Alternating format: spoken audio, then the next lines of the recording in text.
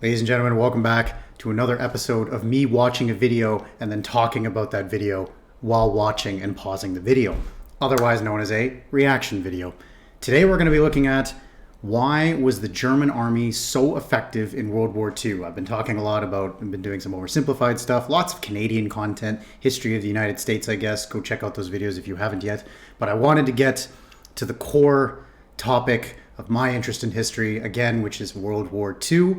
And I thought this would be a cool video. This was recommended by Vicar. So Vicar, thank you very much for this. And yeah, it's an interesting question. Why were they so effective? Why is it that in Hearts of Iron 4 you always steamroll your enemies so quickly? Why do they have better buffs? Everything like this. This is from a channel called Knowledgia. I don't know how to pronounce it. I'd never seen their videos before, but after going through their channel, I have seen their thumbnails before. I just haven't happened to click on any of them. So without further ado, let's get it right into it. If you haven't already, I would appreciate it if you could like, comment, subscribe, all that good stuff. It helps the channel. Thank you all very much for 601 subscribers, almost there to 1K. I'm pretty excited about it. So without further ado, let's get into the video.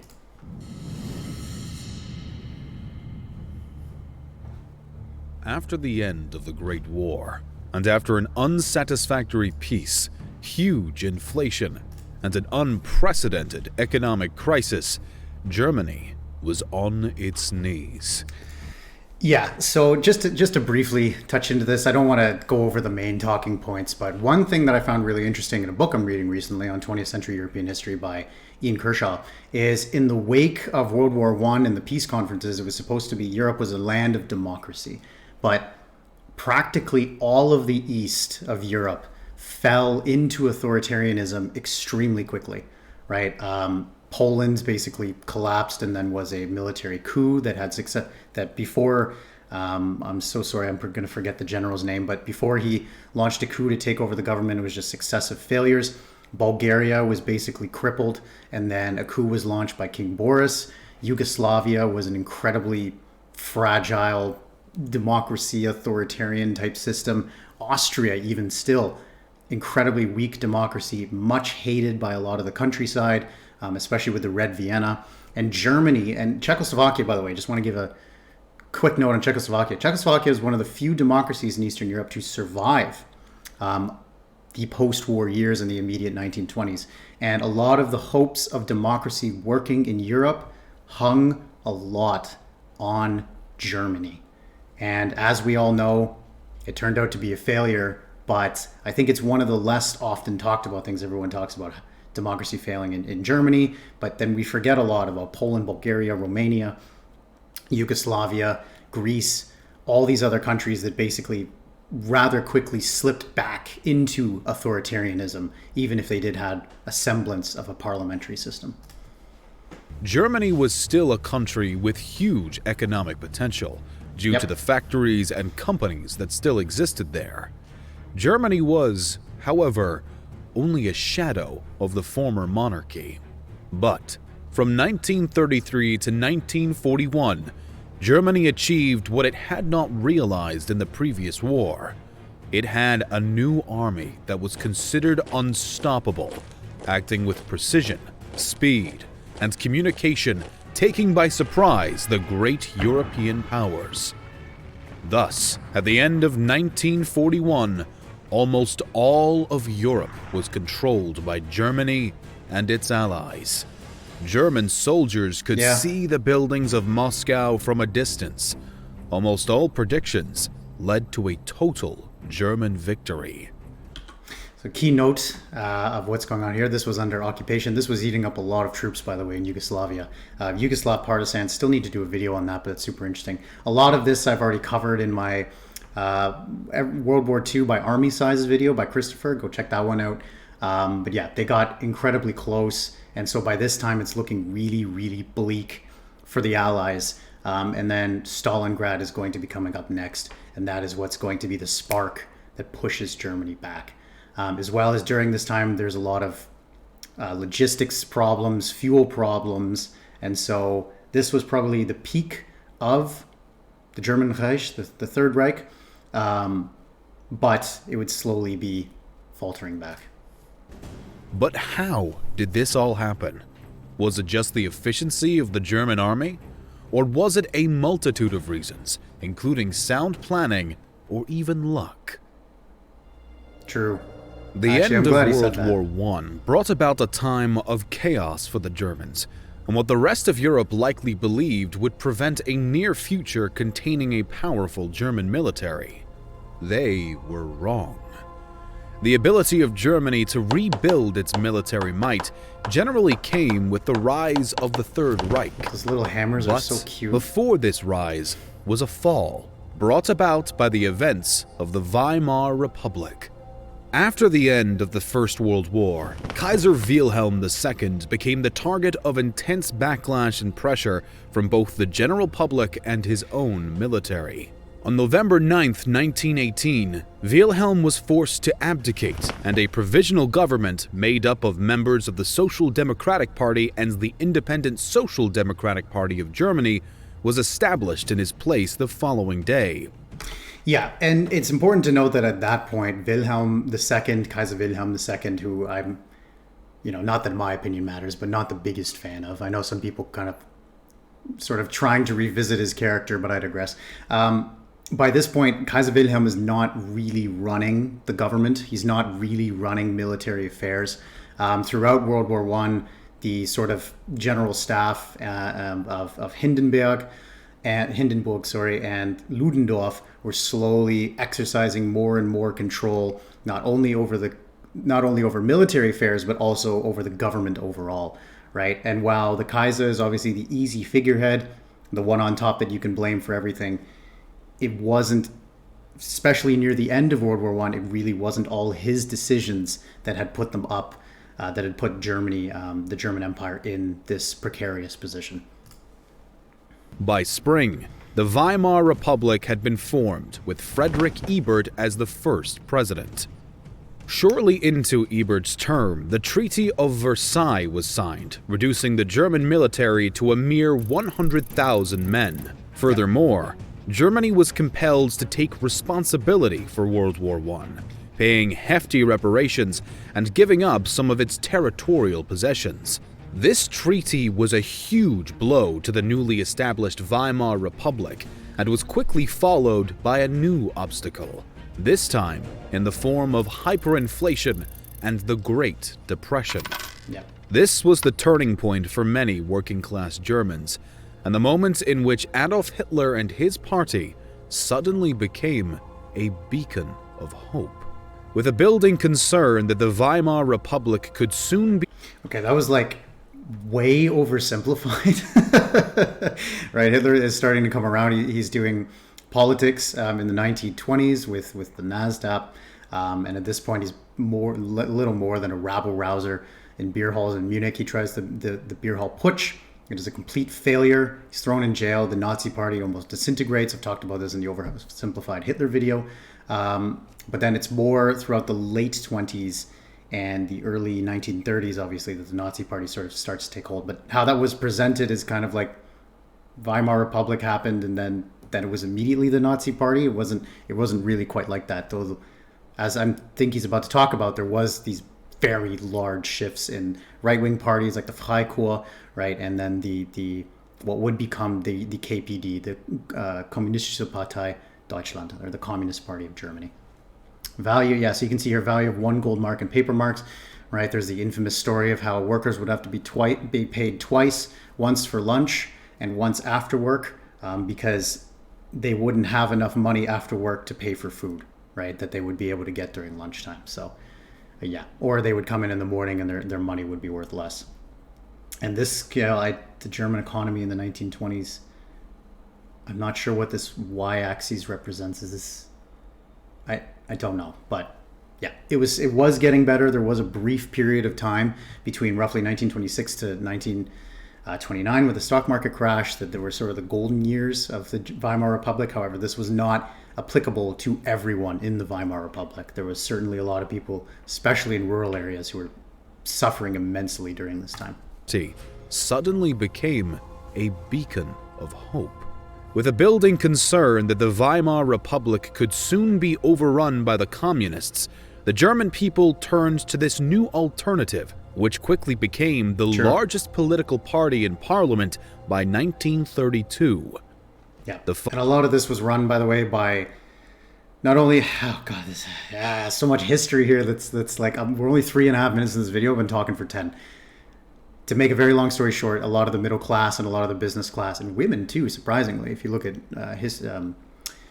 sort of, not really exit polls, but like historical voting charts of people who voted for the Nazis, really pushed them into parliament during this time. And I'm talking too much, so let's keep going. Following year, Adolf Hitler was elected as the new Chancellor of Germany. The first few weeks of his... You know what? I'm going to stop from there. I've already talked about this in my Hitler Oversimplified video, but he was sort of given the chancellorship, and Franz von Papen and Hindenburg thought that he could be contained, right? If he was given the chancellorship, they could contain him, which they later said was the worst mistake of their lives, which, yeah, come on. Term were hugely influential and brought about a drastic shift in Germany's projected rebuilding. The new chancellor and his party had a plan, as could be anticipated from his speeches and from his book. It had to start from the inside, and the new party tried to consolidate its power through propaganda and normative acts. Then the rebuilding of the army had to begin, ignoring the Treaty of Versailles, with the next phase being to annex the German-speaking territories through diplomacy, influence, or military intervention. Meanwhile, with increased production and a larger army, the focus was to be on defeating their biggest rival in the region, France. First, Article 48 was invoked, which largely reduced the progress that had been made on the grounds of civil rights and put a strong lid on the Communist Party. Next, Hitler established the Enabling Act, which gave him the ultimate authority to pass any law he wished without the approval of the president or parliament. One of the main goals was now aimed at bringing back Germany's prior military might and building upon it. And this was decreed because of the Reichstagsfire, right, where the Reichstag actually was caught on fire, and it was allegedly done by a communist. And so this gave Hitler the backing, basically the perfect political backing, to instate authoritarianism in Germany. Whether it was actually started by this individual or whether it was actually staged by the Nazis, it's still up to debate to this day. One of the new chancellor's most famous changes to the armed forces was the establishment of the Wehrmacht. This was the unified military of the Third Reich, beginning in 1935, and was made up of land, marine, and air forces.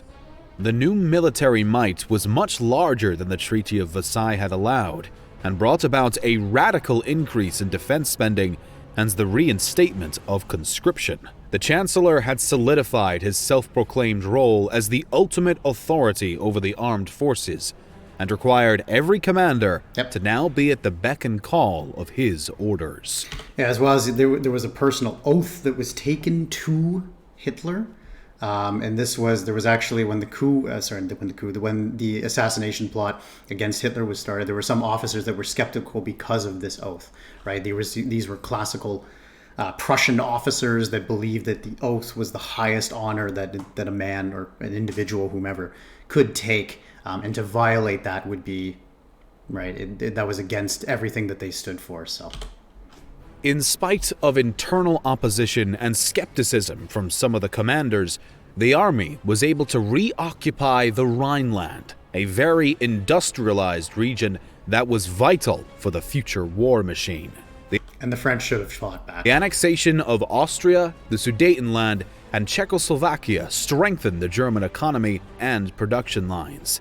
The goal of the Allies was appeasement, and all those within the Wehrmacht who had questioned the Chancellor had been proven wrong thus far. The overall approval rating from the German people concerning the new regime had vastly skyrocketed, and any opposition was essentially silenced.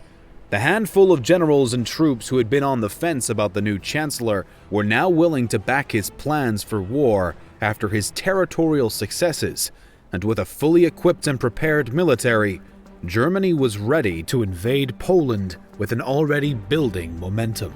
So that chart there where it showed all the political parties, it's mildly misleading because at this point, political parties are banned. There's just the NASDAQ. There's no parliament. Nothing. The goal, beyond wanting to regain territory that had been lost from the Treaty of Versailles and expand further, was to avoid a long war at all costs. To accommodate this lofty aim, the Germans adopted a new military tactic known as the Blitzkrieg, or Lightning War. This wasn't a completely new form of warfare. The strategy that Germany followed had much in common with the strategy that existed in the First War, when the idea was the same: to defeat its enemies quickly and decisively, as the country was ill-suited to win a long and drawn-out conflict against larger, better-prepared forces. The German army had the benefit of new military technology that included better and more rapid tanks, motor vehicles, aircraft, and radios. These new tools, combined with an emphasis on the element of surprise, speed, mobility, focused attacks, and, at the end, encirclements, enabled the army to turn traditional military tactics into a devastatingly modern brand of warfare. True. Not only did the Blitzkrieg tactic sound good in theory, but it also genuinely worked. The Germans utilized this new strategy when they invaded Poland and subsequently set off World War II, and then again when they faced off with enemy lines from Denmark, Norway, Belgium, the Netherlands, Luxembourg, France, Yugoslavia, and even Greece throughout the first 2 years of the war. Two things to note. One, Blitzkrieg, that was something that the Allies actually gave the name to. The name of it should be Bewegungskrieg, which means like sort of maneuver warfare or movement warfare. That's just a random fun fact thing, but Blitzkrieg just sounds so much cooler. But one thing to note that's important about Poland that they didn't point in here, Poland was also invaded by the Soviet Union, right? This is one of the secret pacts in the Molotov-Ribbentrop Pact. And so when Poland was eventually basically between two superpowers, yeah, unfortunately the country fell. Not for the not against the fighting spirit of the Poles, and a lot of them actually escaped and took place in the Battle of Britain. All of that, which I discussed in my World War II Everyday video, World War II by army sizes. The Blitzkrieg was an extremely profitable tactic and played a hugely significant role in Germany's immediate success. This strategy worked to quickly disorganize and throw off the enemy troops by using a narrow line or formation of concentrated offensive forces to break through enemy lines. The Germans would first locate a weak point in their opponent's defenses to create a breach, permitting armored tank divisions to penetrate rapidly and roam freely behind enemy lines, causing shock and disorganization among the enemy defenses. As their counterparts struggled to reorganize the front line and prepare new lines of defense, the Air Force prevented additional help from reaching their adversary and sending reinforcements to seal breaches on the front. As the gap widened, the flow of German troops would continue to rapidly file through that area, and a focus would be put on preventing the enemy from refilling the gap that had been created. The tanks were followed by motorized divisions who formed solid flanks protecting the military convoys. In the middle, the corridor was supplied continuously with more and more equipment and soldiers. By doing this, the enemy didn't have much time to react, as more piercing movements were created at the same time in different spots. Eventually, any enemy troops who were unable to fall back or escape in time would be encircled by the Germans. This made it easy for the latter to now seize a dominant role in the battle and compel their opponent to surrender. This tactic worked quite well against the French, who were shocked by the speed of the German army and their attack through the Ardennes forest. And it's important to note how shocking it was to attack through the Ardennes forest, which on paper sounds completely stupid, right? It's important to note that. One of the largest causes for how quickly France fell was that attack through the Ardennes forest. Again, talked about this in the other video. But yeah, there was also maybe I'll do a video on this. Instead of just talking all about it here, I'll talk about the French army in another video. But yeah, there was a lot of factors that went into the fall of France and how quickly it was done. After France was conquered, the main goals were achieved, and the Soviet Union seemed to be the last chapter of their conquest and domination of Europe. On June 22nd, 1941, Operation was launched with the goal of occupying the western portion of the Soviet Union. At first, the German Lightning War was severely damaging to the Russians. The latter was pushed back towards the gates of Moscow as their attackers were yet again carrying out an aggressively strong assault. The situation was made worse for the Soviets, since Joseph Stalin had initially a hard time believing that the attack was going to happen, even after receiving intel that a German attack might happen. And the Allies tipped the Soviet Union off that there was going to be an impending attack, but it was ignored. By the time the Russians had realized the true gravity of the danger they were in, the Germans had already gained the upper hand thanks to their Lightning War strategy. Within a single week, German forces advanced 200 miles into Soviet territory, destroying nearly 4,000 aircraft and taking out of action around 600,000 Red Army troops. As before, the strategy, combined with the element of surprise, worked and would prove deadly for a medium-sized country, as the land surface would allow the German army to move fast, to conquer the important cities, and to force the other country into surrender within a few weeks. Against the Soviet Union, the situation was different. After 3 months of warfare, the blitzkrieg tactic was no longer the deciding factor for a German success. It had worked at the start of the conflict, but now the situation had changed, mainly due to the huge size of the USSR, the winter, and the better defense lines created by the Soviets. The counterattack of the Soviets. Yeah, and one thing that's important to... Oh, wow, there's only 2 minutes left. The very important thing to note, too, is supply lines, right? The latest Hoi 4 update will teach you this. No step back. Supply lines were incredibly difficult to keep going during the invasion of the Soviet Union, as well as by here they're having really bad problems with fuel, right? Combine that with the terrible winter too. I think the video here didn't really emphasize it, but supply, right? As we've seen, and even the most recent conflict now with the Russian-Ukrainian war, supply is always something that is constantly an issue when it comes to armies.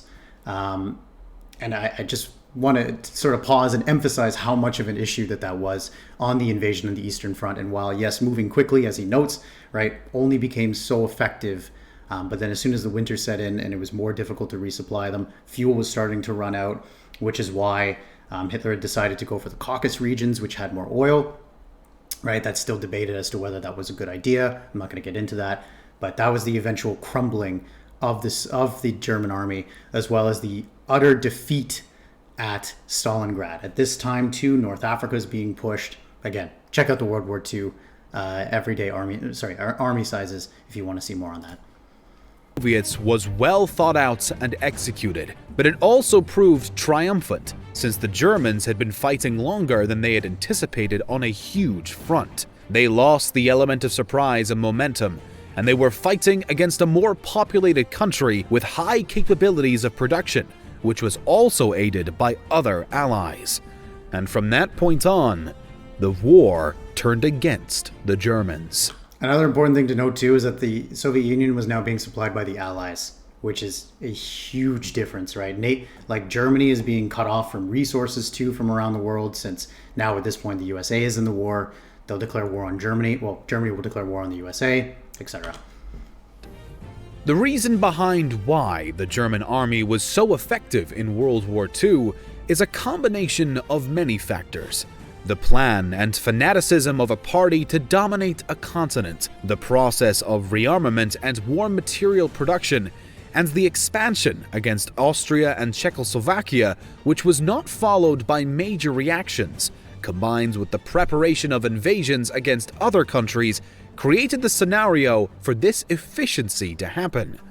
Additionally, the work that had been done to rebuild the German military might, despite the constraints of the Treaty of Versailles and the execution of the Lightning War strategy by competent officers, consolidated with the mistakes of their counterparts, proved to be an almost unstoppable combination. Although Germany lost the war, its initial success can be attributed to a multitude of factors, and we can talk about them more in detail in some future videos. In this one, we try to oversimplify for you the major agents that led to the effectiveness of the German army in the Second World War. So make sure you subscribe to our history channel and press the bell button for more animated World War II videos. Special thanks to our...